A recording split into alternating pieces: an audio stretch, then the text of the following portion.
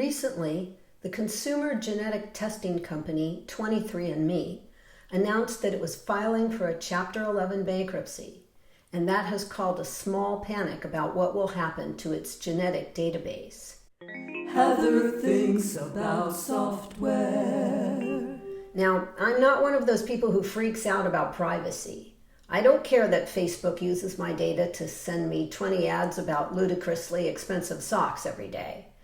But I would never use a service like 23&Me. Genetic information is probably the most personal information about you that could exist. And sure, some people have to give up genetic samples when they're compelled to by law, but most people who got their genes sequenced with private companies in the last decade did it mainly for entertainment value or out of curiosity.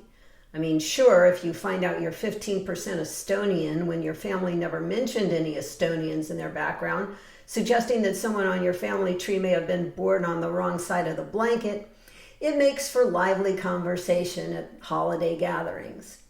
But the accuracy and value of these profiles is modest at best. Even the so-called therapeutic services offered by 23&Me in recent years were of marginal value.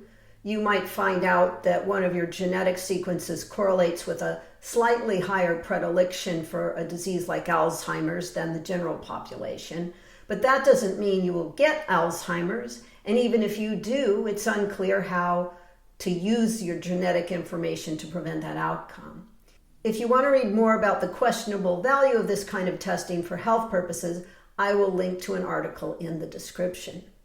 Users who mailed their saliva to services like 23&Me had the option of approving the use of their genetic information for research purposes.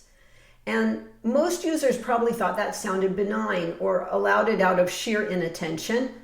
Presumably, these are the same people who set their Facebook accounts as publicly available and then wonder why they're getting hacked and spammed all the time.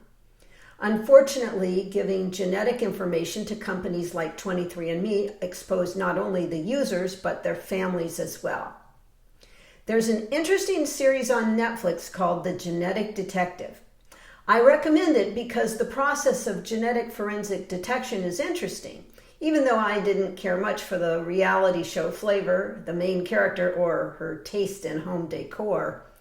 The series is about cold cases where the police cannot match genetic information to a known profile, such as one that a former felon would have been forced to provide. The detective combines genetic information of the unknown perpetrator with traditional family tree research to find relatives whose information is actually available, and then reverse engineers who the culprit might be. For example, if the unknown perpetrator were a half match with someone known, the perpetrator would likely be a sibling. The police then find the sibling, get a sample from them, and use that to convict them. Usually, the matches are not that close, and there's a lot more work to finding the culprit, so the process is interesting. And this process actually works. For example, the Golden State Killer, Joseph James DeAngelo, who raped and killed many women in the 1970s, was located by genetic sleuthing. After a long unsuccessful investigation, the FBI uploaded the perpetrator's DNA to a public website called GED Match, which people use to locate lost relatives. The website identified 10 to 20 people who had the same great-great-great-grandparents as the perpetrator. Investigators used this list to construct a large family tree. From this tree, they identified DeAngelo as the main suspect, and that information led to his arrest. While all of this sounds like a good result when the police are after a serial rapist or killer, it makes you think about the dangers of disclosing your genetic information for what is essentially entertainment purposes, because clearly that affects not only you, but all your relatives as well. It has always perplexed me how people who rant about the dangers of a police state, and I know a few of these, would voluntarily give up their entire genetic profile in a way that law enforcement can use against either them or their whole family. What will happen to the data from 23&Me in the bankruptcy process is not yet clear. The company filed for Chapter 11, which is reorganization, rather than Chapter 7, which is dissolution. Sometimes filing Chapter 11 means only that the company will drastically cut costs and keep on operating. But the genetic data is probably the most valuable asset of this company, and the company acknowledged that it will be pursuing a sale via the bankruptcy process. Those of us who work as lawyers in the tech business know that in any corporate sale, whether motivated by bankruptcy or not, private data controlled by the selling company can be transferred in unexpected ways, and privacy can often be compromised. That's been a problem for many years. We are now just seeing an extreme example.